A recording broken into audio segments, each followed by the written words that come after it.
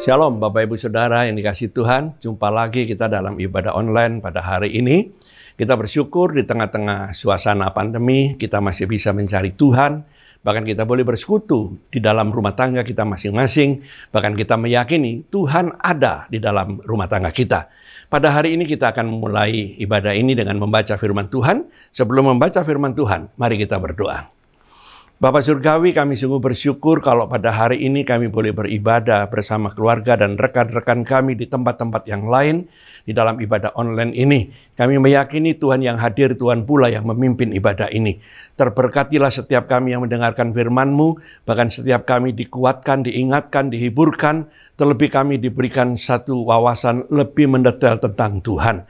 Kau pakai hamba-Mu, rapi hamba-Mu, supaya firman Tuhan menjadi berkat bagi setiap kami. Kuasai hamba-Mu ya Tuhan, setiap kata-kata yang keluar, Tuhan urapi untuk memberikan kekuatan dan motivasi bagi setiap kami. Bapa, kami menyerahkan ibadah online ke dalam tangan-Mu, biarlah nama Tuhan yang dipermuliakan, kuasai kami, cengkeram kami dalam kasih-Mu, tenggelamkan kami dalam kebenaran firman-Mu, jadikan kami pelaku firman-Mu Tuhan. Berbicaralah Bapa, kami siap mendengarkan firman-Mu pada hari ini. Dalam nama Tuhan Yesus kami berdoa. Haleluya. Amin. Bapak Ibu Saudara, mari kita membaca firman Tuhan yang terambil dalam satu ayat, yaitu dalam Mazmur 136 ayat yang pertama. Mazmur 136 ayat yang pertama. Bapak Ibu di rumah boleh membaca sampai ayat yang keempat. Mazmur 136 ayat yang pertama, demikian bunyi firman Tuhan. Bersyukurlah kepada Tuhan sebab Dia baik. Bahwasanya untuk selama-lamanya kasih setianya. Bapak Ibu Saudara yang dikasihi Tuhan, di dalam Mazmur ini diingatkan bahwa setiap orang Kristen, dimanapun mereka berada, dalam keadaan apapun juga, biarlah kita tetap bisa mengucap syukur. Ucapan syukur itu memberikan kekuatan bagi kita. Ucapan syukur memberikan kita meyakini bahwa Tuhan itu memimpin kehidupan kita. Di dalam bahasa Ibrani dikatakan hodu lashem kitov, kile olam khasdu. Artinya bahwa kasih setia Tuhan itu selalu baru setiap hari. Maka itu orang Kristen di dalam situasi apapun juga, belajar kita mengucap syukur. Jangan kita mengeluh. Kenapa demikian? Ketika Anda mengeluh, tubuh Anda menjadi semakin lemah. Ada beberapa pelajaran, ada beberapa yang saya baca dalam buku, bahwa ketika orang itu mulai menggerutu, ketika orang itu mulai marah, ketika orang itu mulai ketakutan dan kekhawatiran, pengentalan darah semakin cepat. Bahkan imun dia semakin menurun. Tetapi ketika orang itu bisa mengucap syukur, bersukacita, dikatakan bahwa orang itu penuh dengan tawa dalam kehidupannya. Dikatakan bahwa imunnya itu semakin menaik. Di mana satu hormon yang dikatakan endorfin itu semakin meningkat. Dan hormon itulah yang mampu menguasai diri kita dan menjauhkan kita dari segala virus dan penyakit yang ada. Bapak Ibu Saudara, di Jakarta, di daerah Bendungan Hilir, dan juga di Bali, di daerah Sunset Road, itu ada satu komunitas, di mana komunitas ini adalah komunitas yang mereka mengadakan yaitu senam tertawa. Pemimpinnya dulu dari Bangalore, India, seorang India. Mereka ajak dia tertawa, selesai senam diajak tertawa. Ketika orang tidak bisa tertawa, dia goda terus sampai bisa tertawa. Ketika diwawancarai, kenapa kamu ajak mereka tertawa? Dia katakan tertawa itu sehat. Bapak Ibu Saudara, Alkitab tidak pernah keliru. Dikatakan hati yang gembira adalah obat. Orang yang tidak pernah gembira, umurnya akan lebih tua, cepat 30 tahun. Jadi kalau umur Anda 30 tahun, tapi Anda nggak pernah tertawa, nggak pernah sukacita, umur Anda 30, tapi wajah Anda kayak umur 60 tahun. Kenapa? Karena dikatakan badan dia akan tanpa disadari itu terus merosot. Bapak Ibu Saudara, maka itu ucapan syukur Rasul Paulus ajarkan dalam 1 Tesalonika 5 ayat 18, dikatakan bahwa mengucap syukurlah dalam segala hal. Bukan ketika kita punya duit, bukan ketika kita dalam keadaan sehat, tapi dalam segala hal. Karena itulah yang dikehendaki Allah di dalam Yesus Kristus. Bapak Ibu Saudara, mengucap syukur bukan ketika kita mendapat rezeki. Mengucap syukur bukan ketika tubuh kita sehat, tapi mengucap syukur dalam segala hal. Apa maksudnya?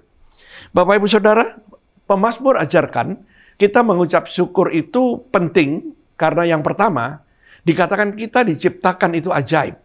Di dalam kitab Mazmur dikatakan bahwa Tuhan menenun kita. Kejadian kita adalah ajaib.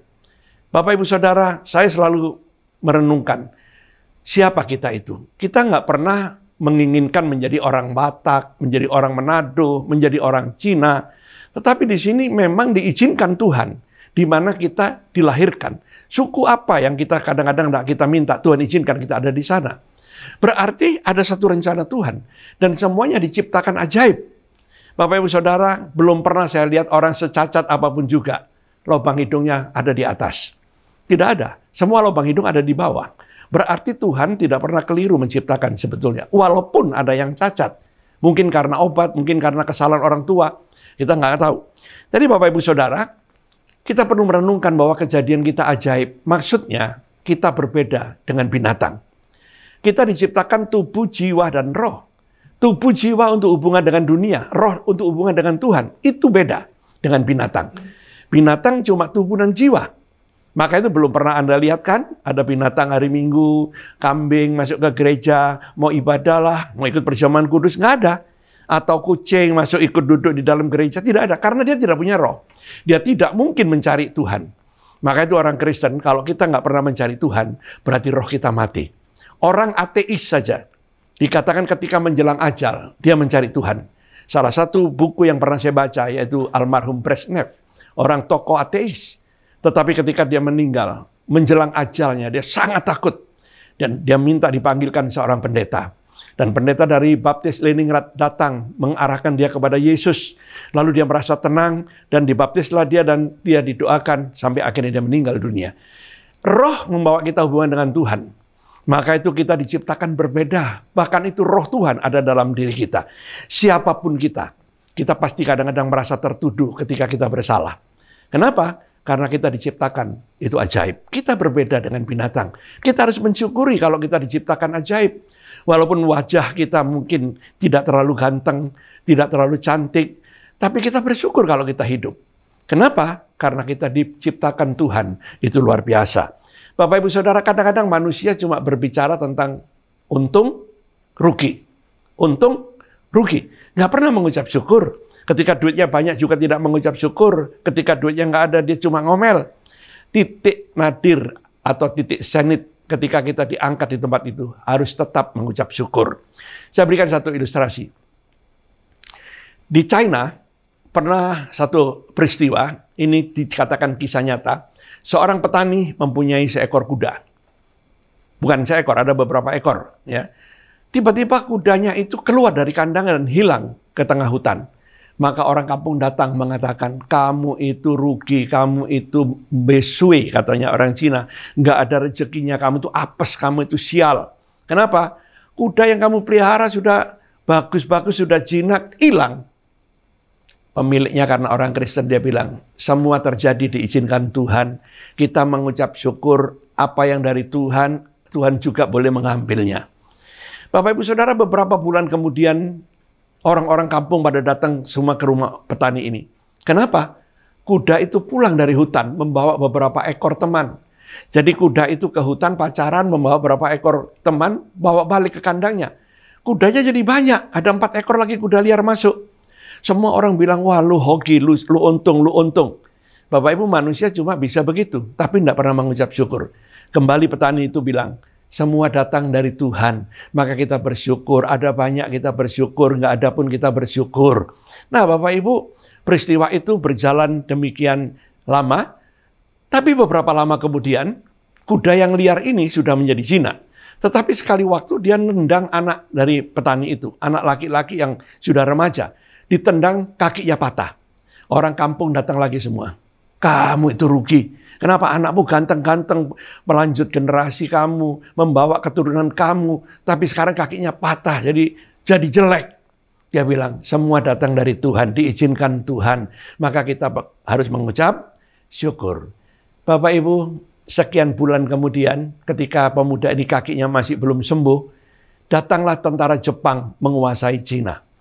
Maka itu kata-kata Cina ini muncul dari Jepang. Sebetulnya orang China sendiri tidak suka disebut China, tapi senang disebut Tionghoa atau Tiongkok. Ya, Tionghoa. Seperti waktu SBY sebelum turun mengeluarkan undang-undang, jangan sebut Cina, tapi sebut Tionghoa.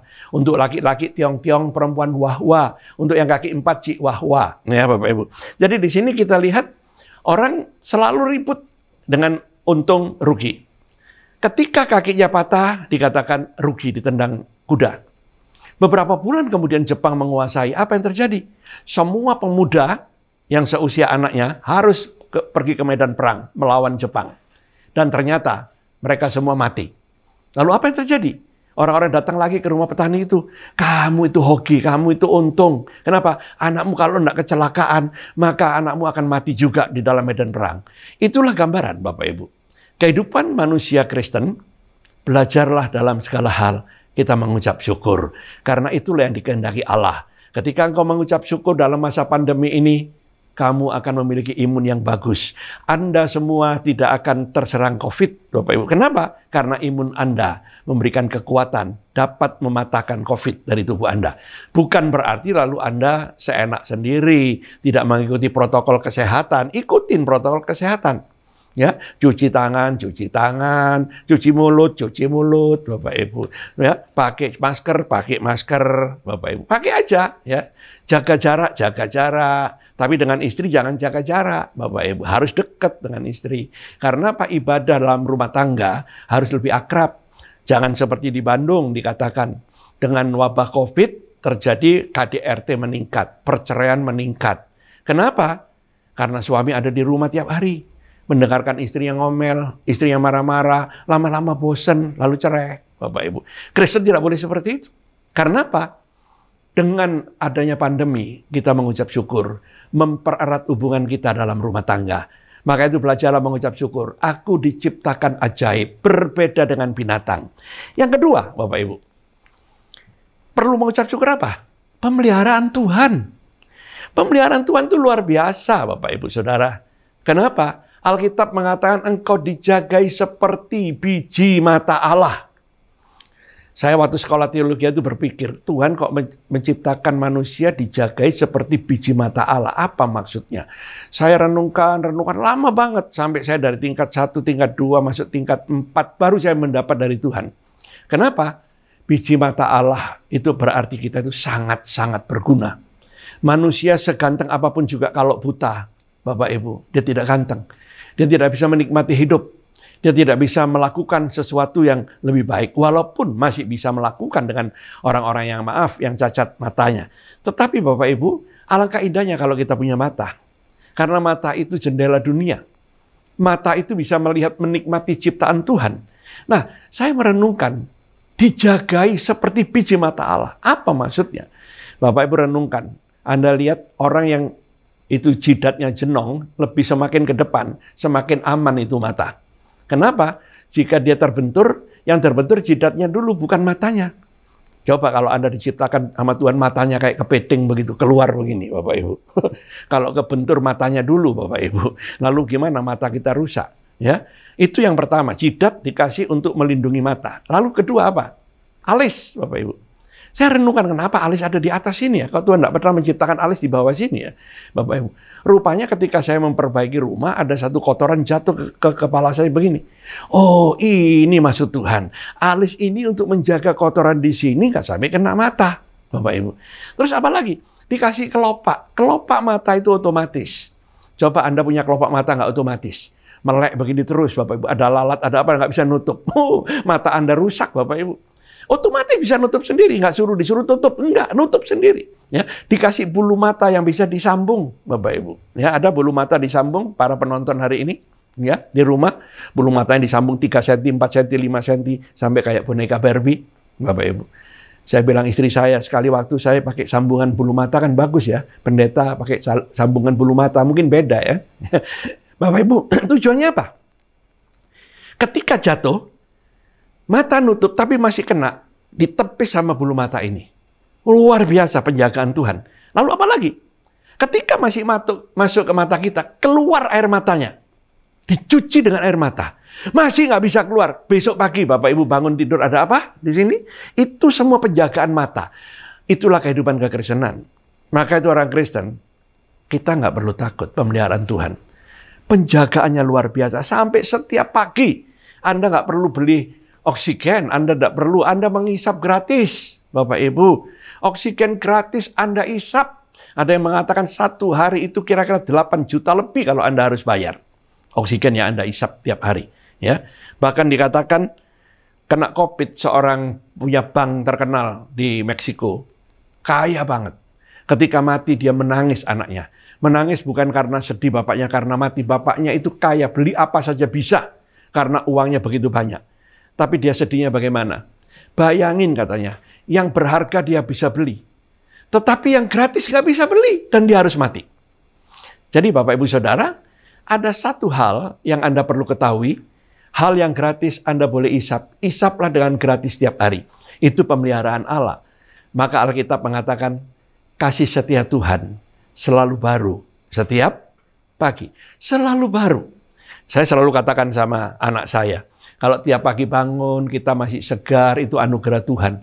Mungkin kita tidak sekaya orang-orang kaya itu. Tapi kita bisa menikmati hidup ini. Itu anugerah luar biasa.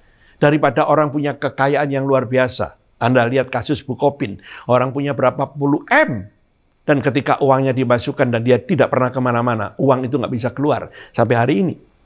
Ketika terjadi krisis yang ada di Yunani, saya ada di sana, Bapak Ibu.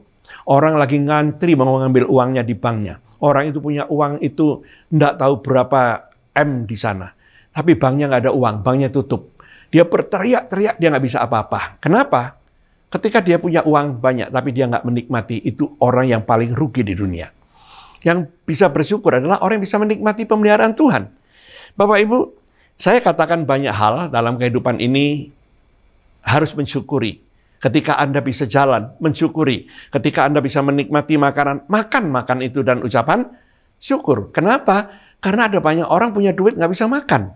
Saya pernah punya satu teman, bukan teman lah, jemaat dari satu gereja yang sering saya doakan ada di rumah sakit itu 8 tahun lebih. Cuma ada di tempat tidur, tidak bisa ngomong.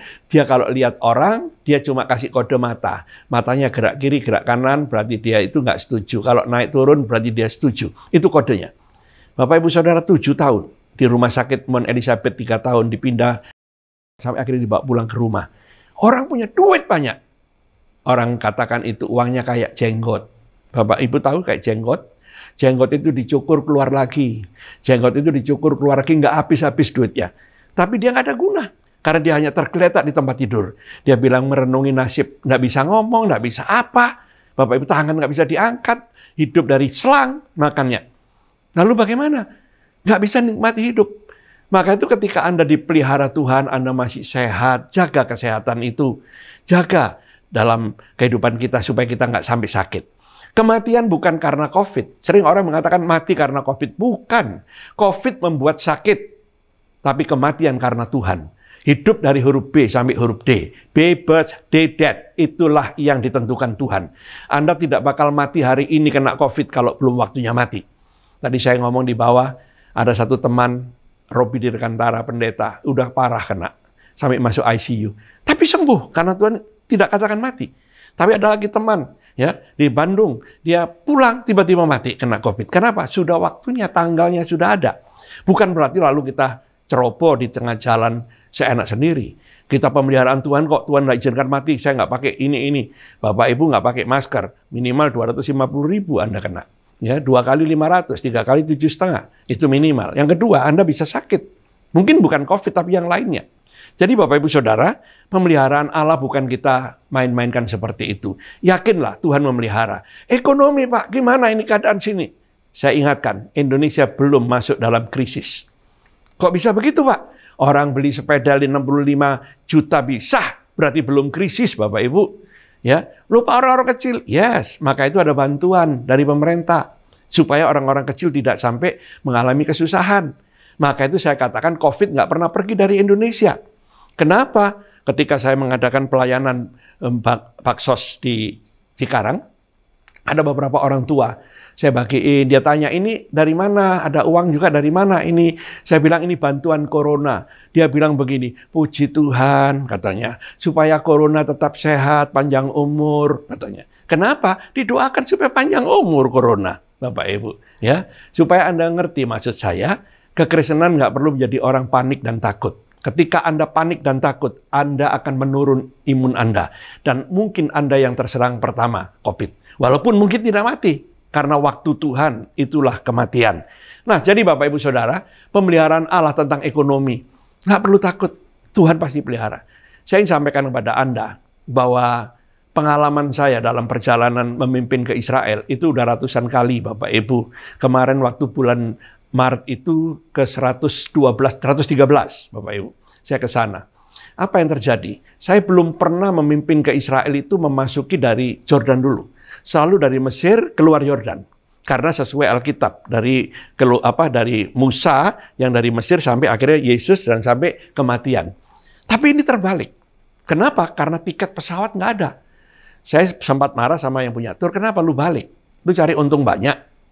Karena maaf Bapak Ibu, sekarang banyak orang pakai kedok rohani tapi tujuannya cari duit untuk menguntungkan diri sendiri. Kedoknya buat tur ini tapi dia tujuannya cekik itu peserta. Contohnya ada ribuan orang yang lalu nggak bisa masuk, gara-garanya cuman orang itu tidak dibayar di sana. Ini peristiwa yang terjadi. Saya bilang sama dia, enggak om, saya tidak sumpah, tapi saya di hadapan Tuhan, ini gara-gara nggak ada tiket. Mau apa lagi? Singkat cerita, masuk dari Yordan, tapi jemaat nggak tahu peserta. Tapi di Israel, saya bilang, ada yang namanya drone, hampir tiap hari lewat di atas untuk semprotkan disinfektan. Jangan takut, saya bilang begitu. Akhirnya diam, berangkatlah kita. Singkat cerita di airport, ngomong lagi dia, gembosi iman. Saya bilang, Pak, kita sudah doa, jangan takut. Kita rombongan. Apapun yang terjadi, Tuhan pasti pimpin kita. Tujuan kita bukan salah, tujuan kita benar, dan kita tidak melepaskan ini semua masker dan sebagainya. Coba kita jalan. Sampai di Israel, Bapak Ibu, masuklah kita di Yordania. Putar, besoknya masuk Tiberias, 2 hari masuk Yerusalem. Kurang 1 hari, tiba-tiba ada berita. Orang pada panik semua. Kenapa? Jordan ditutup, yang ke Jordan. Yang masuk dari Mesir harus balik. Harus balik lewat Mesir, tidak bisa ke Yordan. Coba kalau saya masuk dari Mesir. Bapak Ibu tahu, saya nggak bisa masuk ke Yordan. Saya balik Mesir, rugi. Ya. Tapi kita diatur Tuhan. Keluarnya nanti keluar tetap ke Mesir. Tapi jadi masalah. Masalah gimana? Mesir juga ditutup. Waduh, gimana ini keluar? Tiba-tiba ada satu pendeta yang penuh Roh Kudus ini. Dia bicara begini. Pak, Tuhan bicara sama saya. Roh Kudus tadi bicara. Bicara gimana? Saya dari tembok ratapan tadi Roh Kudus bicara. Saya harus pulang. Loh, kok aneh? Roh Kudus kok bicara kepada Bapak doang? 6 orang suruh pulang, yang lain tidak. Saya bilang itu. Emangnya kayak rombongan Musa yang masuk generasi Yosua? Saya bilang begitu. Pokoknya saya pulang, Pak. Nggak ada yang bayar loh, Pak. Kalau Bapak pulang bayar sendiri. Ya, saya bayar sendiri. 6.000 loh, Pak. Itu kira-kira 6 orang. Nggak apa-apa. Ya udah, karena orang takut, ya udah, saya nggak tahan dia. Takut malah ada apa-apa nanti bahaya. Saya tanya yang lain, siapa yang mau pulang bayar sendiri? Nggak ada, Pak, nggak punya duit, katanya. Ya udah, kalau nggak punya duit sama saya di sini ya, sampai kapanpun ya, sampai Tuhan Yesus datang nggak apa-apa ya. Ketawa semua. Bapak Ibu, berangkatlah mereka beli tiket dan pulang. Tinggal saya dengan rombongan ada di situ dengan 2 pendeta lagi. Saya bilang, waktunya kita masih ditutup, masih ada kesempatan kita jalan. Ayo kita jalan ke Jalan Salib. Jalanlah kita ke Jalan Salib. Tiba-tiba di sana sudah dilempari batu, nggak boleh masuk. Orang China nggak boleh masuk di sini. Akhirnya saya cuma ke Golgotanya doang. Nah, dari Golgota ada driver. Maaf, saya punya teman banyak sekali sana. Mulai dari driver, itu orang Arab penjual kurma, sampai tukang copet, saya kenal Bapak Ibu ya. Tukang copet kepalanya, tukang copet yang di Bukit Jaitun itu saya kenal. Nah, Bapak Ibu Saudara, dia bilang, Abuna, cepat kamu keluar. Karena nanti jam 5 itu sudah ditutup. Ini dibuka, ini jam 1 nanti, cepat. Perjalanan dari Yerusalem ke Tababor dan menuju ke Mesir, itu kira-kira hampir 5 jam. Saya bilang, sekarang masukkan koper semua barang-barang, kita cabut. Wah, mereka semua cepat kayak tentara. Plak, udah dimasukin, langsung berangkat. Singkat cerita, kita sempat berhenti di satu tempat, masih sempat beli kurma, beli ini. Nyampe kita di border, kita nomor 1, paling depan. Dan saya usul sama tur, saya nggak mau menginap di Sinai, saya nginap di Hilton Hotel di sebelah situ. Singkat cerita, kita semua bisa melewatinya dengan baik. Bapak Ibu, kalau Tuhan pimpin, Tuhan pelihara, Tuhan pimpin, Tuhan jagai. Jangan kita menjadi panik, tapi jangan kita gegabah. Dikatakan orang bijak kalau tahu malapetaka, bersembunyilah dia. Dalam arti kita harus berhikmat dalam segala sesuatu. Tapi kita harus mengucap syukur, pemeliharaan Allah tak punya rencana jelek untuk kita. Tuhan tidak pernah menciptakan COVID seperti beberapa tulisan sekarang ini lagi viral di WhatsApp. Dikatakan Tuhan menciptakan itu karena Tuhan marah kepada manusia. No, Bapak Ibu. Tuhan tidak pernah menciptakan itu. Kecuali saat di Mesir. Saya berani tegaskan ini karena ada banyak yang saya baca dari beberapa pengetahuan yang saya peroleh. Ya, jadi Bapak Ibu Saudara, ucapkan syukur pemeliharaan Tuhan. Lalu bagaimana Pak keuangan kita hari-hari? Udahlah, tunggu Tuhan. Saya saksi lagi ini, ketika 6 bulan saya tidak ada pelayanan, Bapak Ibu Saudara. Gereja semua di-cancel, 70 pelayanan di-cancel, termasuk gereja-gereja besar. Paling takut gereja besar. Kenapa? Penularan akan lebih cepat, jadi semua takut. Lalu bagaimana? Ya udah di rumah. Di rumah gimana? Santai, Bapak Ibu. Di rumah santai, apa yang kita kerjakan ya bisa kita kerjakan. Singkat cerita, ada saja Tuhan itu memberkati. Cara Tuhan itu ajaib, ada saja. Ada orang tiba-tiba tergerak, kirim uang untuk 1 bulan bisa cukup. Sering saya katakan, kematian tidak harus kena COVID. Kejatuhan paku mati loh Bapak Ibu. Maksud saya paku bumi, Bapak Ibu ya. Jeblok mampus. Makan bakso nggak turun, mampus. Karena apa? Sudah waktunya. Ya, jadi pemeliharaan Allah, Anda nggak perlu takut. Saya dari tidak ada jemaat, saya tidak punya uang yang dikatakan bulanan, tidak ada gaji, tidak ada perpuluhan. Tapi Tuhan pelihara sampai hari ini.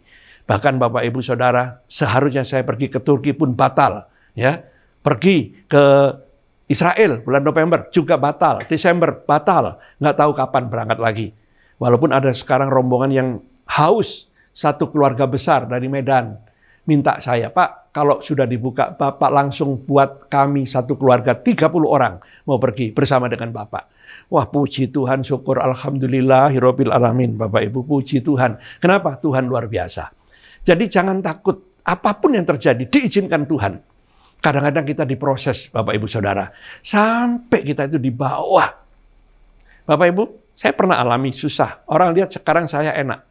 Waktu anak saya Jeffrey ini masih kecil, Bapak Ibu, saya susah banget. Susah, sampai dia itu tiap hari saya kasih makan telur. Nggak punya apa-apa, telur. Seminggu kepalanya bisulan, Bapak Ibu. Gede bisulnya, kenapa? Cuma telur. Ya. Lalu yang kecil, gimana? Yang kecil itu juga begitu. Tapi Tuhan tidak pernah tinggal diam. Dari saya makan telur doang, diberkati Tuhan. Sampai, mohon maaf, bukan nyombongin. Saya Natal kemarin dikasih hadiah sebuah mobil, dan mobil itu mereknya Rush, Bapak Ibu. Saya sering katakan, orang pintar naik Panther, sekarang diganti Rush. Gimana ini falsafahnya? Katanya ada yang bilang orang pintar naik Expander. Wah enggak, Expander enggak enak, katanya dikasih Rush. Lalu gimana? Diganti sekarang, orang cerdas naik Rush, Bapak Ibu.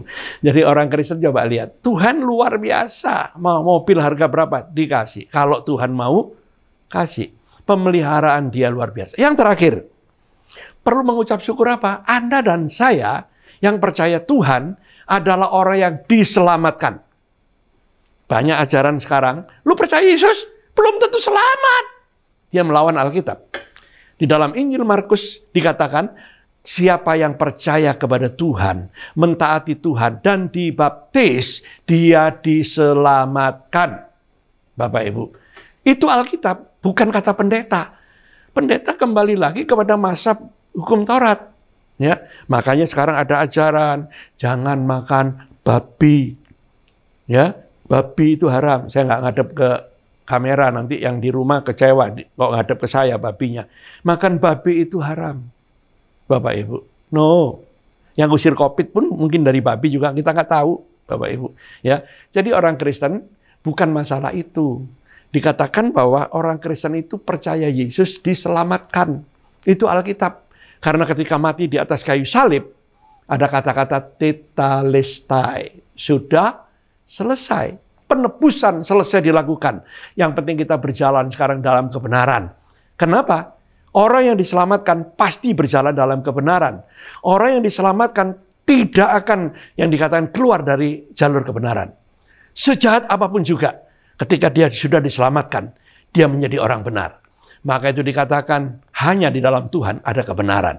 Karena akulah jalan dan kebenaran dan hidup. Tak seorang pun sampai kepada Bapa jika tidak melalui aku.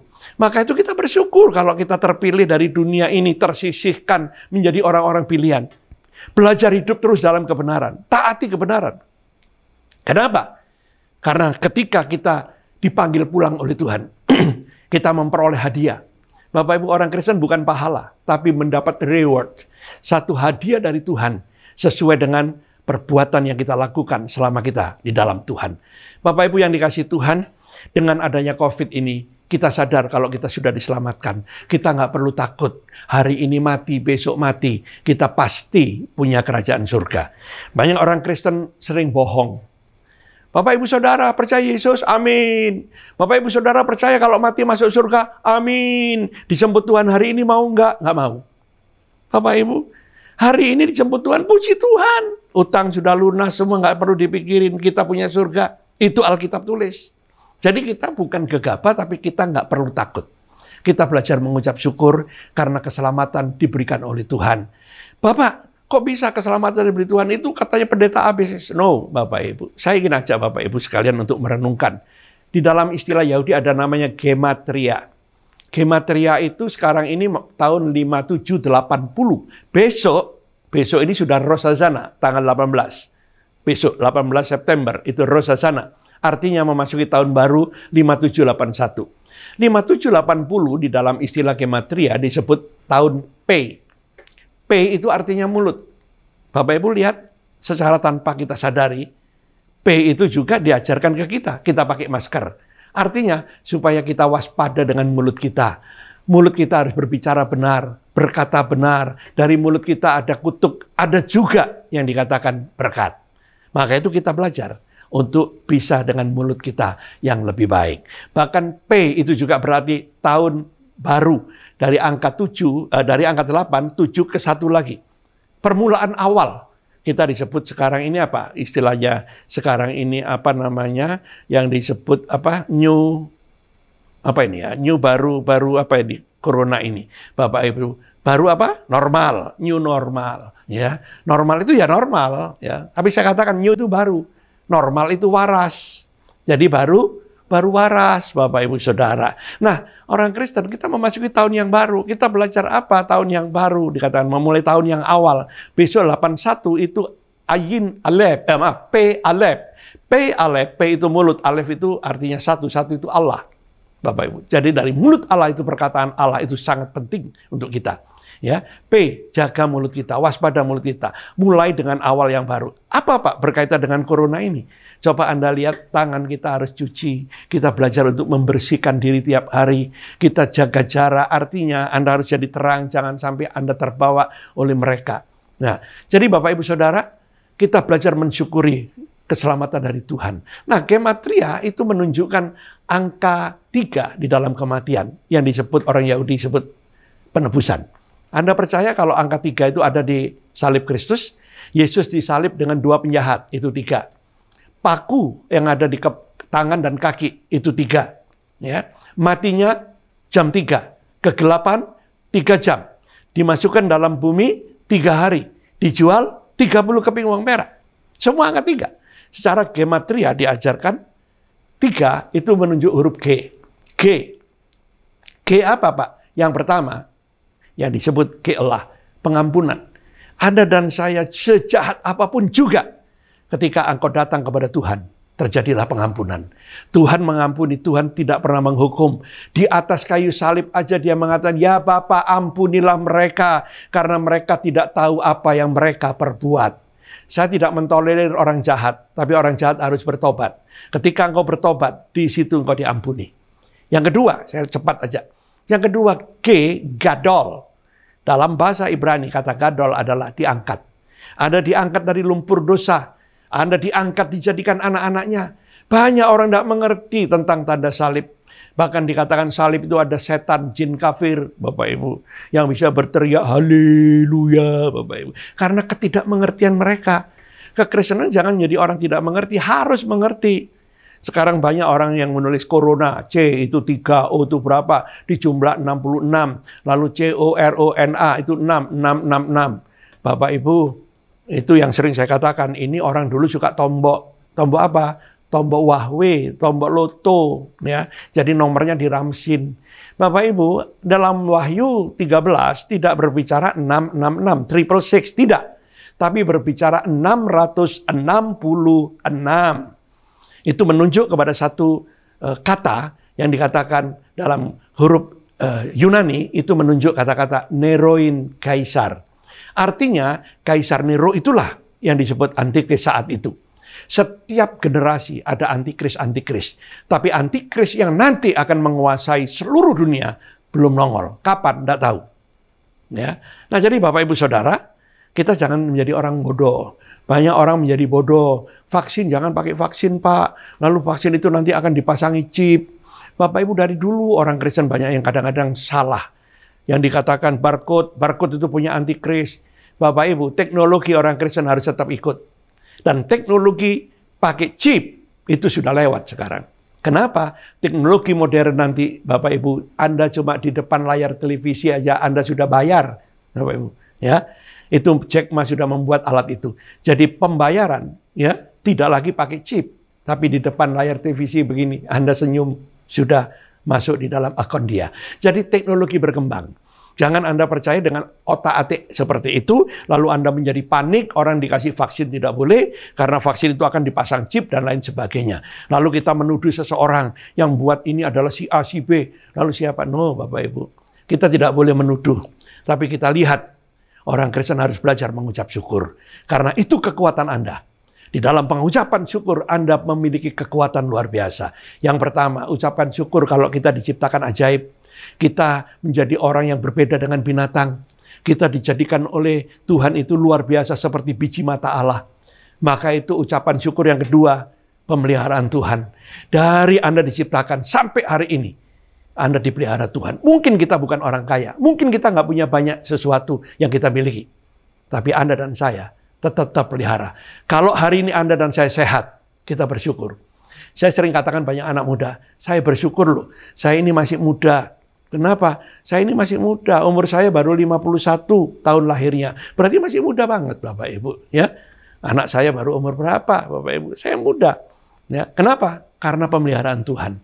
Tuhan memelihara saya sampai hari ini. Ya, yang terakhir, kita mengucap syukur karena penebusan itu. Tidak semua orang ditebus. Tapi hanya orang yang percaya Yesus. Hanya orang yang mau mengabdi kepada Yesus.